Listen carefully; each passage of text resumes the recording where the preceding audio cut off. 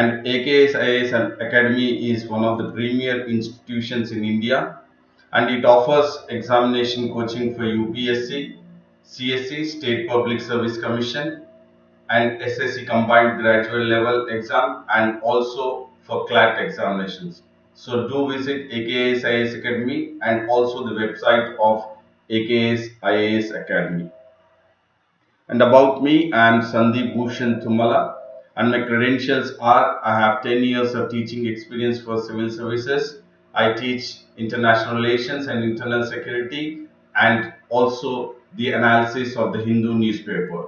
And this session will definitely help you to crack prelims and mains examinations, because throughout my session I would be emphasizing on the keywords and the key phrases, and we will definitely look at what is the importance of emphasizing on the keywords and the key phrases, because by emphasizing on the keywords and the key phrases, we will definitely identify the factual, analytical and conceptual questions which are very useful for you in regards to the preliminary examinations. So therefore, this session will definitely make you feel an edge over others in regards to the prelims examination, and not only for prelims but also in the mains examination, that is in regards to the answer writing. So certainly the answer writing is the one which is the crucial one, which will make you get into the high scoring marks in the mains examinations. So your answers in the mains can be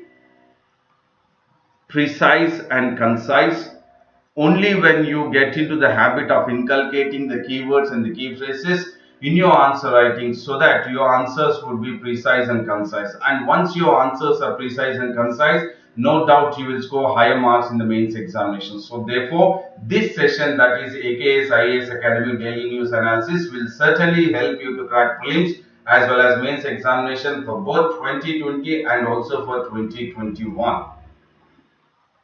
And this session is the daily news analysis of the Hindu newspaper, that is today's 12th September 2020. And my tagline goes ahead with emphasizing on the keywords and the key phrases. So do emphasize on the keywords and the key phrases so that you will have an edge over others, both in prelims as well as mains examinations. And before I get into the next topic, that is the quote of the day, first I would wish to say all of you a very good morning and warm welcome to AKS IAS Academy Daily News Analysis, and morning to Rahul, D. Suvarna, Praveen, Prithvi, all the one who are in the live also, a warm welcome to you all. And the quote of the day is do it now, do it now. Sometimes later becomes never. So what is very important is that you need to do everything what you have to supposed to do it. So do it now, and if you are postponing it or if you are letting it, that it can be done in the future, that is later on, so it will be never. So now or never. So get into the mode of now or never. And this is the quote of the day, which is which would be a motivational for you, that you need to get into the track as soon as possible. And we will get into the news, that is India China agree on a 5-point action plan. So the keyword here is 5-point action plan, which is between India and China. And when we are talking about India and China, it is in regards to the both the countries' foreign ministers have had their talks on the sidelines of the Shanghai Cooperation Organization. They had a meeting, and that meeting was 2.5-hour long marathon session between both the ministers, that is the foreign ministers S. Jaishankar and Wang Yi. And this was held in Moscow, and this discussion has come to a conclusion, positive conclusion, that both the countries have agreed to a 5-point course of action. And what is the necessity that they have come up with the 5-point course of action is that they wanted to de-escalate the tension which is being prevailing between India and China along the LAC since almost 4.5 months. Face-off is being experienced between India and China, and that would be de-escalated, or there would be a positive outcome because of the foreign minister level talks, and the outcome is the 5-point course of action. And as I said, this 5-point course of action is the outcome of the ministerial talk, and it is the keyword that we need to focus for the UPSC preliminary examination point of view, and also in regards to the mains, that is IR point of view, that how both the countries are trying to resolve the border issues along the LACs, so that the tensions would be calmed down and de-escalation and disengagement of the troops would take place along the LAC. So they, why the both the countries have come up with a positive outcome. And not only that, both the countries, that is in regards to the ministers who have been representing both the countries, foreign ministers,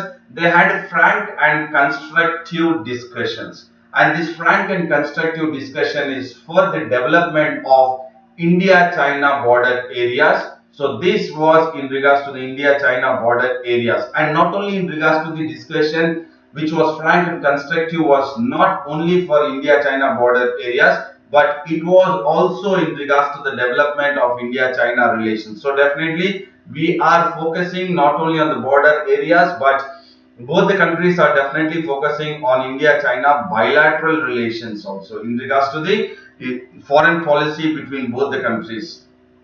So India-China border areas and India-China relations have been discussed between both the countries. And now we will focus at the 5-point course of action. So definitely the 5-point course of action, which was the outcome, will be very useful, because it will be the one which will be definitely and having the conceptual understanding between both the countries.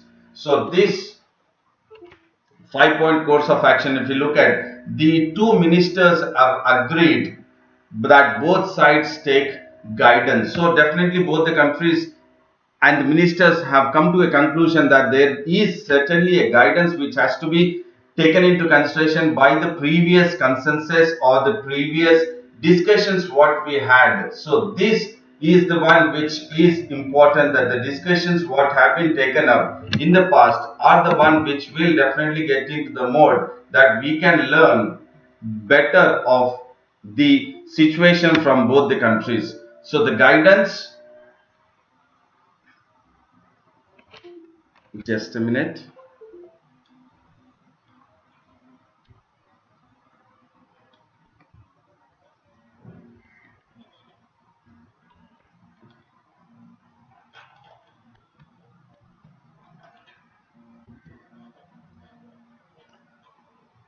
Before I get into the topic, I would say a very good morning to Madhava, Azmat Khan, and Shivamurthy, Loop Kondalmurthy, and Rahul and Jalari Rajkumar. And Rahul has said, sir, do you think the action plan will be successful even before many time China failed? Yes, definitely. See, we cannot totally conclude that there would be a compulsory success because of this 5-point course of action, but it is a positive note that both the countries, since almost 4.5 months, we do not have a strong disengagement or de-escalation of process, but definitely this will be a positive outcome. We expect that. We expect that.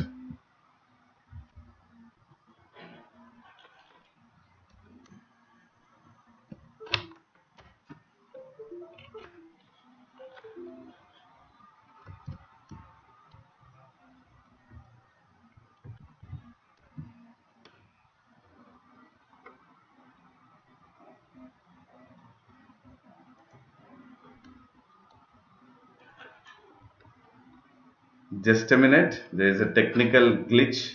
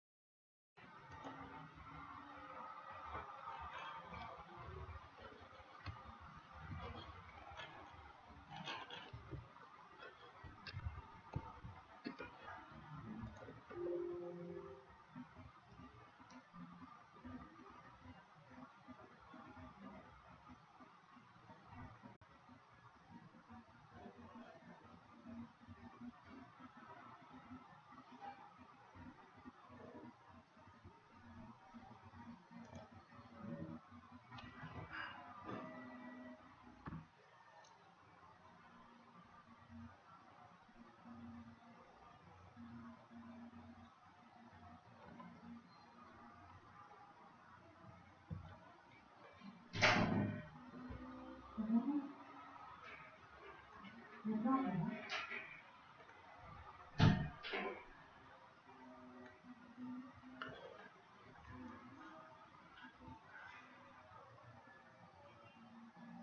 welcome back.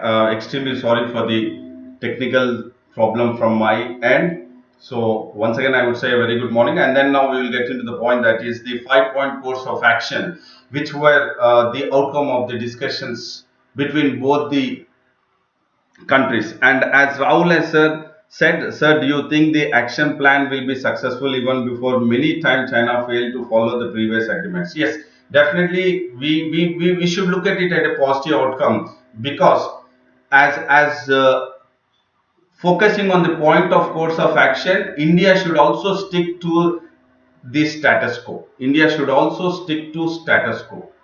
So this, if India can try to convince China in regards to the status quo, yes, definitely we will be at a upper hand, and both the countries can resolve the issue, that is the skirmish of the face of which is being taken up between along the LSA between India and China. And now we'll focus at the 5-point course of action. In that, the first one is that both the countries, or both the ministries of what have agreed to take guidance from the series of consensus. So we had a series of consensus. So when we are talking about series of consensus, no doubt it is about talks. So we had various talks, various levels of talk, that is in regards to the military level talks, we had in regards to the diplomatic level talks, and we also had the another talk, that is special representative level talks. So these were the different levels of talks which were being taken up between both the countries, and both the countries have been engaged.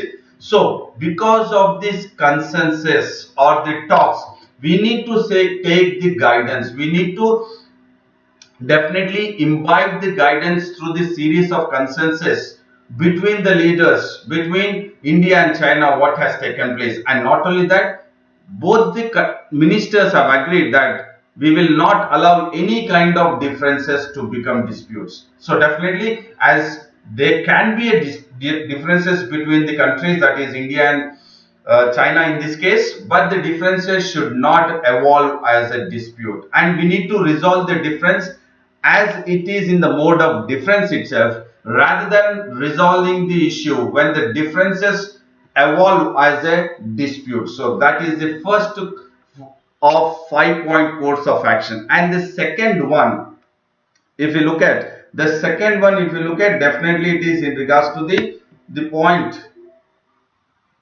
definitely it is in regards to the point wherein both the ministers have agreed that the border areas, this skirmish or the current situation which is being taken up now, is not in the interest of either side. That means both the countries are not really having any kind of interest, the kind of skirmish or the phase of which is being now both the countries are experiencing. Along with that, both the ministers have agreed that there should be a continuity in regards to the dialogue between both the countries, and the disengagement of the troops has to be as quick as possible, and both the troops should maintain proper distance. So proper distance has to be maintained, and both the ministers have agreed that they should ease the tensions between the LAC or along the LAC. So these were the second point of the 5-point course of action.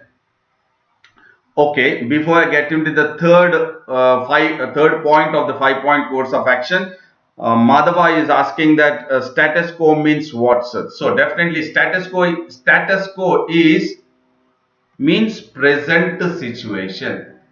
Status quo means present situation. So we know that the Chinese troops are entering into or trying to sneak into the Indian border. If suppose this is an Indian territory and this is Chinese territory, so they are definitely trying to sneak into the Indian territory. So once they sneak into Indian territory, and if they say that okay, if they have entered till here and they have gone back till here, saying that we have moved back, and that will be the status quo. That means the present situation where they have taken the position will be this, but actually this is the LAC. So that is what India is saying. We will maintain, or we are very much particular about the status quo of the April month, that the Chinese troops where they were stationed, positioned along the LAC in the Chinese territory, we will consider only the April month position of the Chinese troops along the LAC in the Chinese territory. So I think you have understood, Madhava. And the third one, now we will focus at the third one. The ministers have agreed that both sides shall abide the existing agreement. So definitely there are agreements which have been taken up between India and China in regards to the India-China border affairs.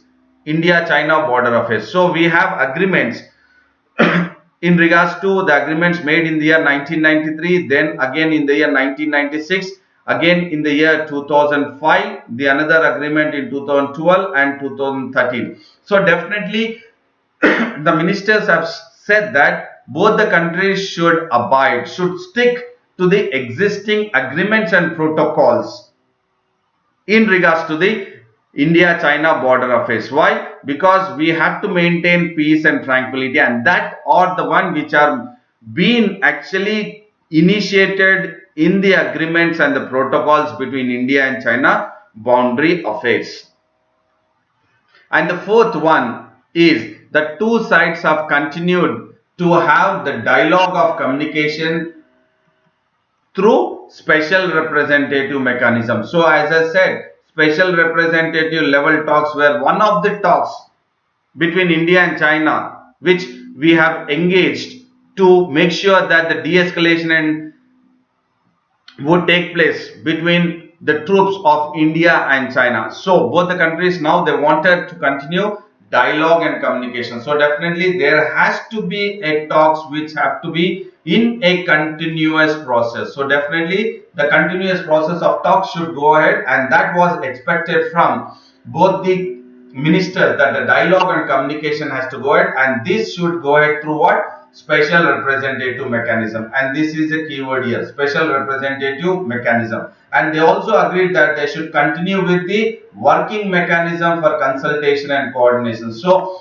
the consultation and the coordination between both the countries in regards to the border affairs have to continue as per the working mechanism for consultation and coordination. So look at it, you have two mechanisms here. One is WMCC and the other one is special representative mechanism, this one. So these are the keywords which you need to keep on focusing while you are preparing for the prelims, both focusing from UPSC perspective for prelims as well as mains examination. And the fifth point out of the 5-point course of action is the ministers have agreed that definitely because of this 5-point course of action there could be a situation which would ease. That means there could be a better cordial relations or cordial atmosphere itself along the LAC very soon. And once that takes place, both the ministers have agreed that they should expedite in the sense fasten the work. Why? To conclude or to come up with a new confidence building measure. This is new confidence building measure. So we already have the confidence building measures, as I said, in the year 1993-96. So 96 was in regards to the coming up or signing the confidence building measures. Fine. And in 2012 was in regards to the establishment. 2012 was in regards to the establishment of working mechanism for consultation and coordination. So the ministers from both the sides, as part of the 5-point course of action, they wanted to come up or conclude with a new confidence building measures. Why? Because we have looked at that will enhance peace and tranquility, friendship, both the countries in regards to the border areas. So we are focused on the 5-point course of action which has been designed and agreed by both the ministers along the Moscow on the sidelines of the SCO summit or SCO meeting in the Moscow. And the 5 points which are in regards to the 5 points course of action agreed between both the countries are templates. Templates for what? For the principles of disengagement. So we wanted disengagement of the troops to take place initially. First disengagement of the troops. Once that eyeball to eyeball is out, eyeball to eyeball is not much between the both the troops, disengagement. So it has to be like this, that both the troops are moving away and they have the cordial relations. So this is in regards to the 5-point course of action. And Ram Kumar have joined. A warm welcome to you, Ram Kumar. And there is another news which talks about new grievance redressal system. So this is the keyword. The keyword here we need to focus is that the new grievance redressal system.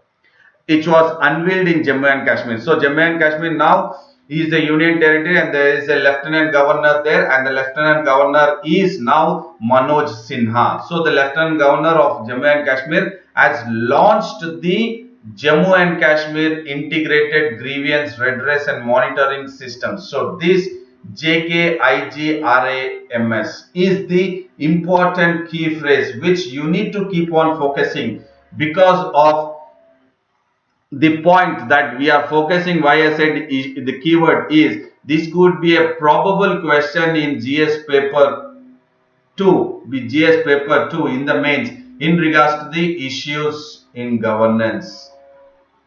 Issues in governance. So what are the steps taken up in regards to the making sure that there would be a good governance, so that there would be the citizens or the people would be happy in regards to the administrative functioning. So on the sidelines of that, the Lieutenant Governor of Jammu and Kashmir has launched Jammu and Kashmir Integrated Grievance Redress and Monitoring System, and this is again very useful for you all in regards to the prelims point of view. And why it was done? So this will create an interface. So this will act as an interface with the public. Why?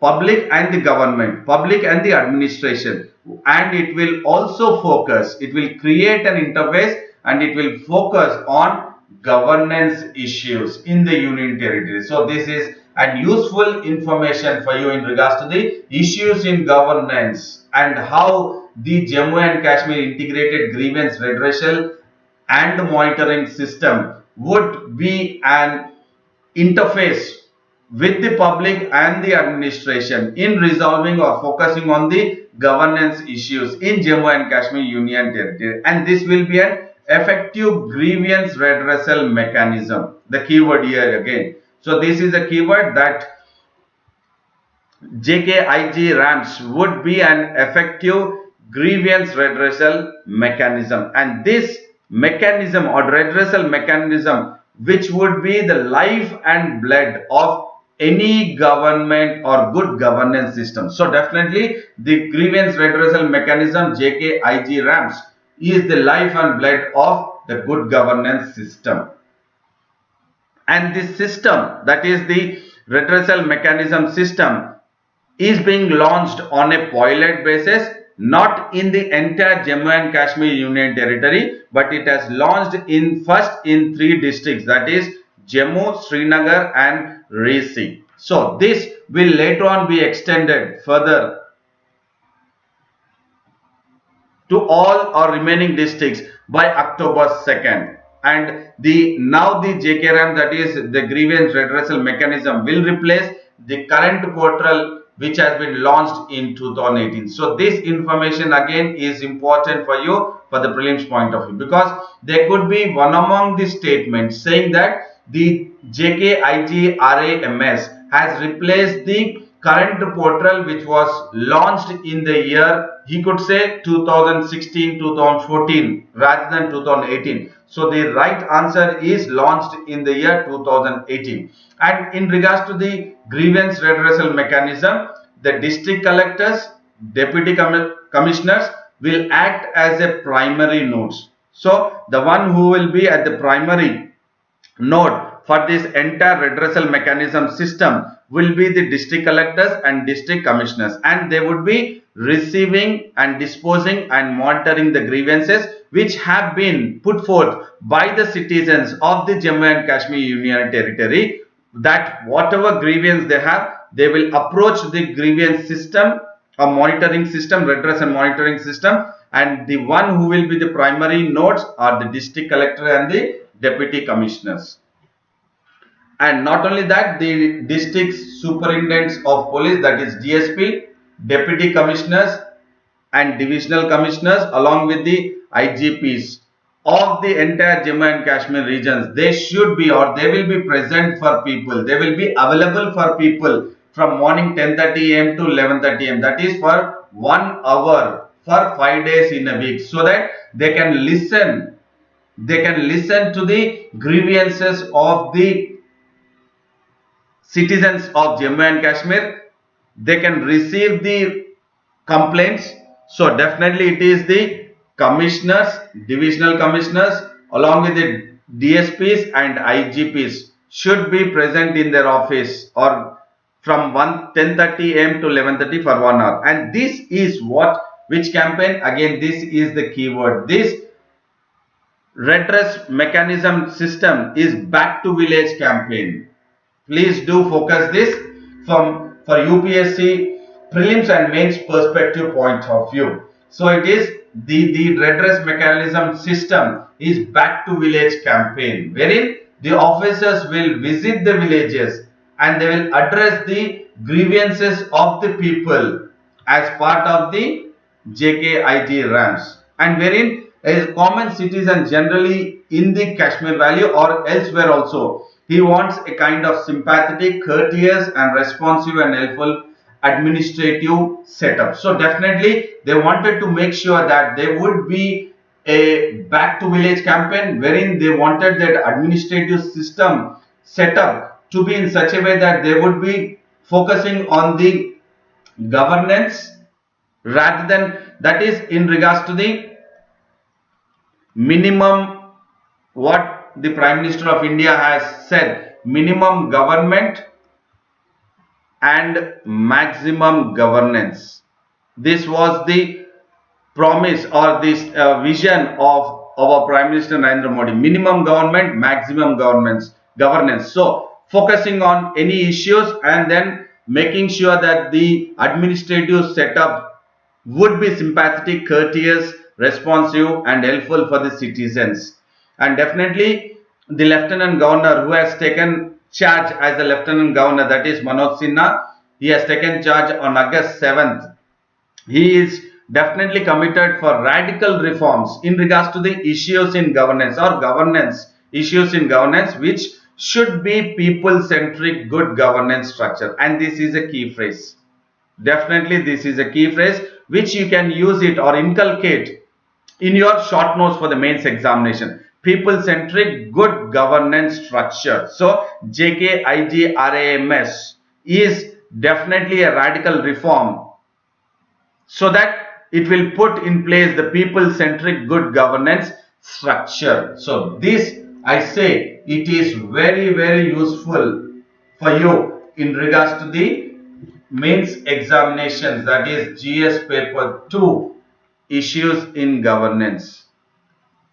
Issues in governance. So do focus this, which will be very, very useful for you from UPSC perspective point of view. And there is another news which talks about let virtual courts. So here the keyword is virtual courts is the keyword. So what the law panel, that is Parliamentary Panel on Law and Justice, has said that is, let the virtual courts which have been actually started functioning during the COVID-19 pandemic situation of the national lockdown, let those virtual courts function, or let they function. They are very clearly saying, and the Parliamentary Panel on Law and Justice is headed by an MP, BJP MP Bhupendra Yadav, and he has recommended, this is what we need to focus, he has recommended the continuance of the virtual courts.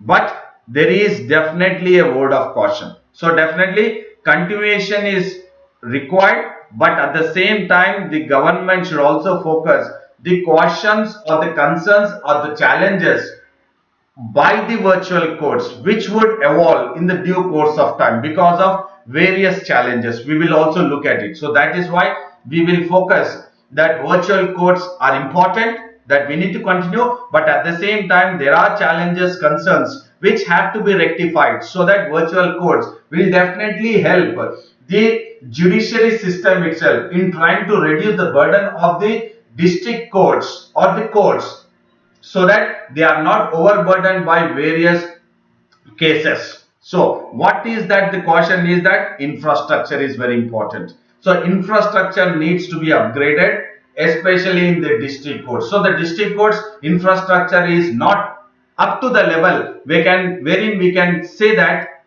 it is not a concern. So definitely there are challenges. So to overcome the challenges, the infrastructure needs to be upgraded in the district courts. And the panel also says that, or first we look at the title. The title of the report is Functioning of the Virtual Courts or the Courts Proceedings through the Video Conference. So the report of the title of the Parliamentary Panel on Law and Justice, which has recommended, is the title is Functioning of the Virtual Courts, that is Courts Proceedings through the Video Conference. And this panel has argued that definitely, as there are the courts, that is the district courts, are being overburdened by many petty cases in the regular court establishment. So definitely there are various cases which are pending in the regular courts. So to overcome the pendency of cases in the regular courts or the district courts, so what can be done as a measure is that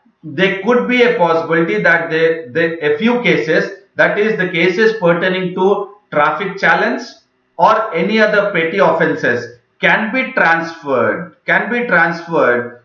to the virtual courts through the video conferencing, so that the pendency of the cases in the regular courts or the burdening of the regular courts can be lowered. So this was one recommendation. And the other one is that definitely we know that the court system or the judiciary itself in the district, at the district level, we know that, or the high court level, many of them regard that it is the last bastion of antiquated. What do you mean by antiquated? Like old-fashioned or outdated working practices. But because of the video conferencing or the virtual courts, now the courtroom is also working into the practice, or it has opened its doors to the latest technology. So this is a blessings in disguise because of the COVID-19 pandemic situation. Virtual courts which have been taken up or functioning through the video conferencing is a step forward, that it has opened the doors to the latest technology. So it is a blessing in disguise.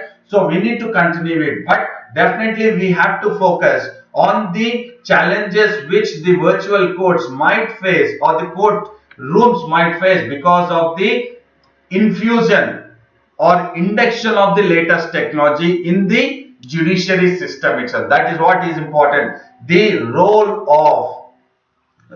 of technology, that is the virtual courts through video conferencing, is a boon or bane to the judiciary system in India. Is the question for mains, which it could be. So definitely you need to focus. I mean, your understanding, your linking, your analysis has to be this way. So when it has opened the door to the latest technology, so what is the cause of concern? So we are focused that there is a word of cause of concern because of the infrastructure, and there could be a cause of concern that is challenged in regards to the hacking because of third party in the software which the district courts are using, or else the virtual courts are using through the video conferencing. So the role of technology in video conferencing through in the virtual courts is a boon or bane to the judiciary system in India. Comment. So this could be a probable question, and this is how you need to keep on focusing the topic. And definitely the COVID-19 has primarily been used during the video conferencing, has been used primarily during the COVID-19 situation or COVID-19 pandemic situation. Why? Because they have been used for conducting remand matters. So in regards to the remanding of the prisoners from courts to the jail, so they were, this video conferencing was primarily used in conducting the remand matters to the movement of prisoners between the courts and jails. So the initiation wherein the video conferencing or virtual court system has actually come into existence is in regards to the remand matters. And now we will focus at the challenges.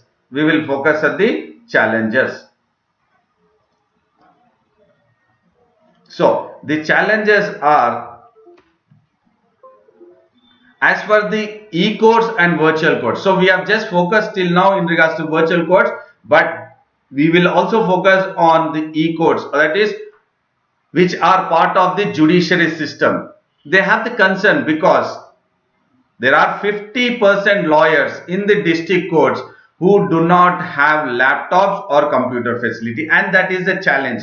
That is in regards to the infrastructure connectivity, and that has to be focused. And the virtual court hearings during the peak hours, because of the digital divide or because of the internet speed, when we are talking about which the cases are in regards to video conferencing system, there are frequent crashes of the system because of the overload, and that will spoil or impair because of the technical problems or because of the infrastructure not being upgraded. So even the infrastructure upgrade or the internet has to be upgraded is the another challenge. And now we will also look at the concerns. So there are privacy concerns in regards to the video conferencing or virtual courts.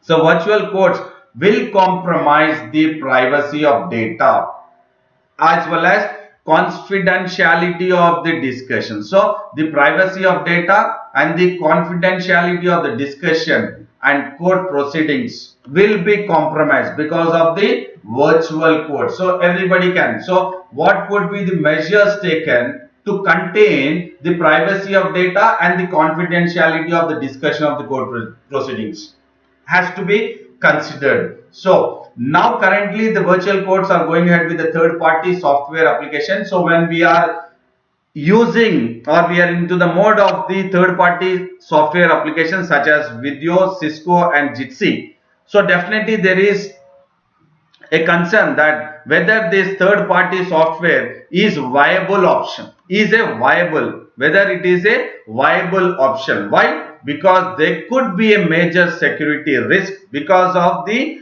applications or the programs by the video conferencing which the third party software application is being used by the virtual courts can be, or it can be prone to hacking and manipulation. So these are the concerns which the judiciary has to focus. That is why the committee has recommended, the Ministry of Law and Justice, not only to the Ministry of Law and Justice but also Ministry of Electronics and Information and Technology. Why? To address the data privacy, as we are talking that it is the privacy concern and the data security, while developing new platform for judicial or India's judicial system. So on the verge of developing a new platform for India's judicial system is judiciary system definitely getting into the mode of compromising on the data privacy and data security concerns. Can be also a question being asked in regards to the judiciary system in India. So before I get into the topic, Ram Kumar has joined, Gopi Nayak, Uday Kumar, Azmat Khan. A warm welcome to you all in regards to the AKS IAS Academy daily news analysis. And the other news is IIP shrinks as recovery slows. So we have been looking at the Indian economy. So Indian economy is certainly at a downturn and it is contracting, it is shrinking, and definitely the economic recovery is not being expected as the way it should be post almost the economic stimulus package which has been introduced by the finance ministry and the prime minister himself. So there is recovery, but the recovery is slow, and because of that, the IIP, that is Index of Industrial Production. So this is again a keyword. IIP, that is Index of Industrial Production, is a keyword which is again useful for you all for prelims point of view. There could be a question being asked in regards to the prelims as well as mains examinations, because I have focused in regards to this talking about the core sectors, because there are 8 core sectors. I did discuss this in my previous lectures, daily news analysis. There could be a probable question in regards to the core sectors and also the index of industrial production. So core sectors and IIP could be a probable question for prelims, and it could be a useful short notes in the mains examination. So the IIP shrinks. Why? Because the recovery, the factory output has contracted to 10.4 percentage in July 2020, which we consider year on year comparison. And this index of industrial production is released by center, and it is released by center on September 11th. And this report, what it has put forth in regards to the index of industrial production, we can see that mining and manufacturing has shrunk to respectively mining of 13% and then manufacturing of 11%. Mining of has shrunk, it has contracted to, that is minus 13%, minus 11%.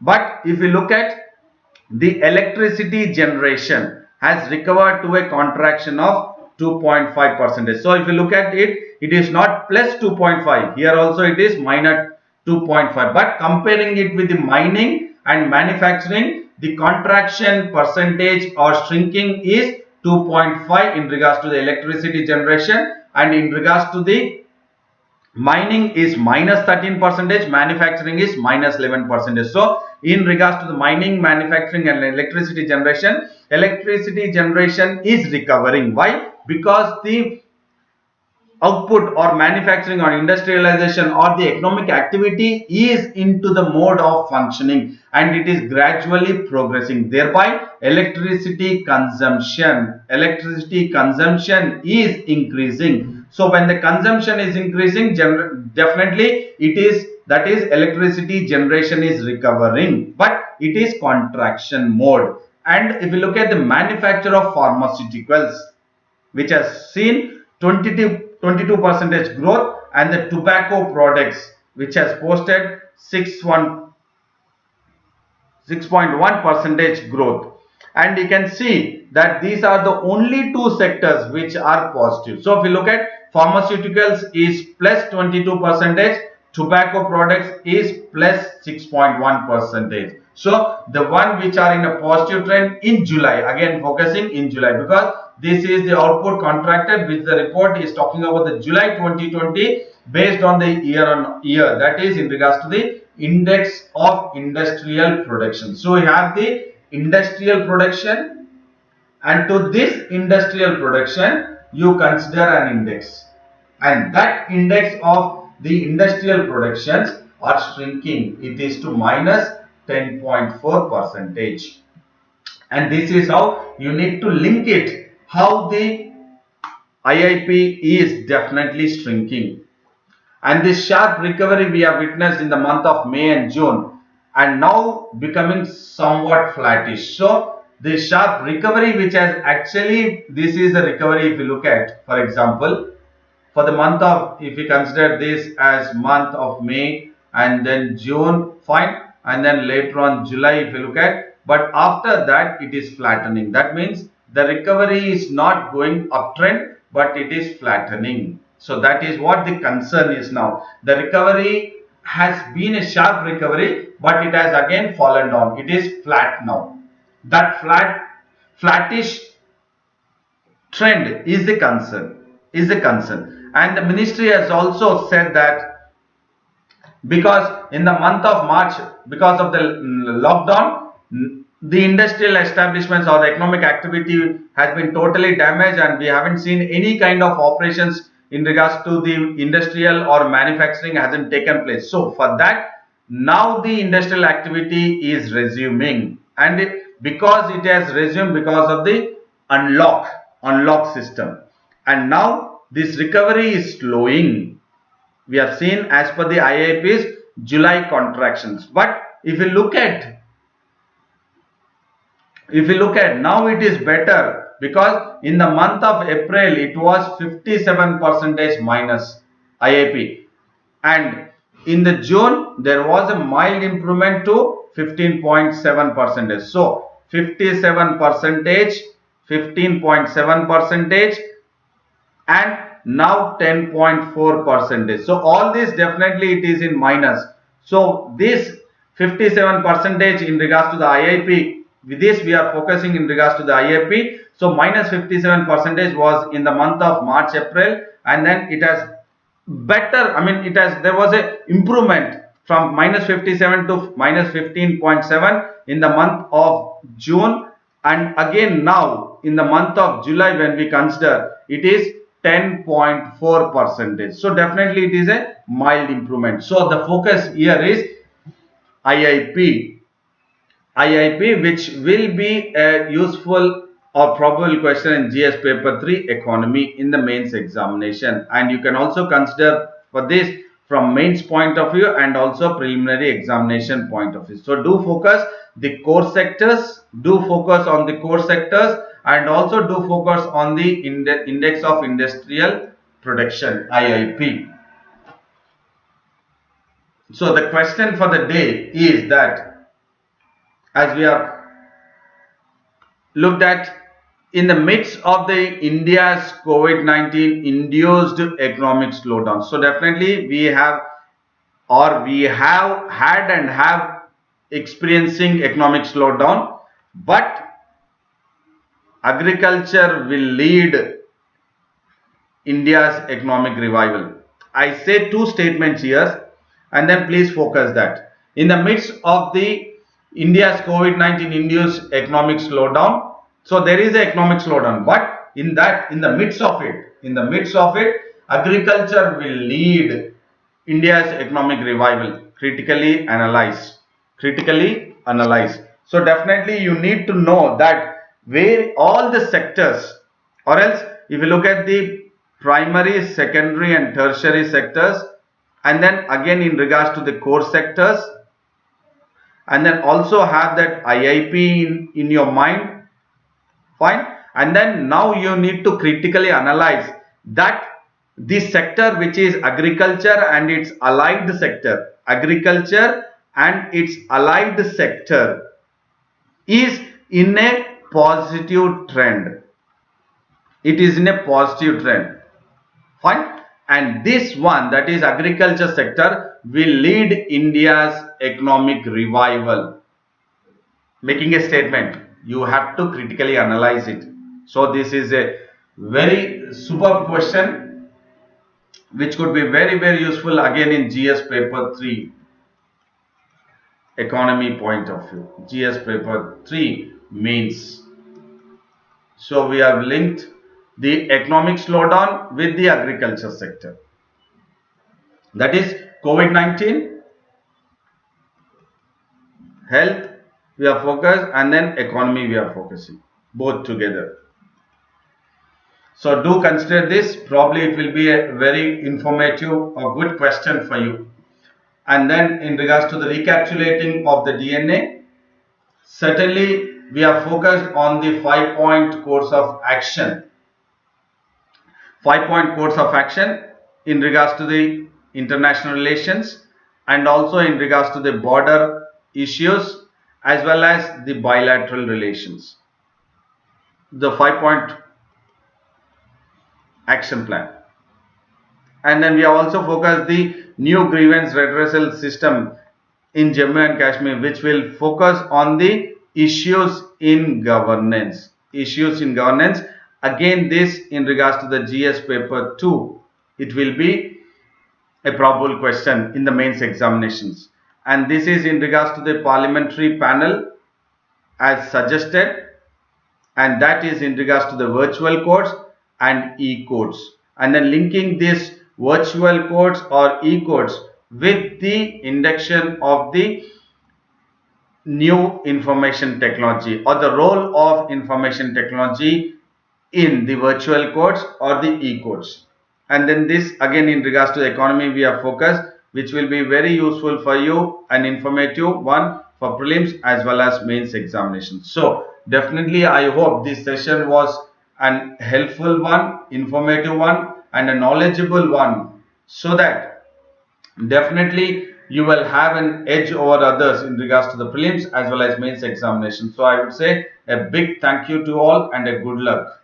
You really can do whatever you want. So definitely do like the video before you sign off. Do share the video and subscribe the video, that is in regards to the AKS IAS English channel, and also visit the website of AKS IAS Academy. Subscribe the Telegram link of AKS IAS Academy, that is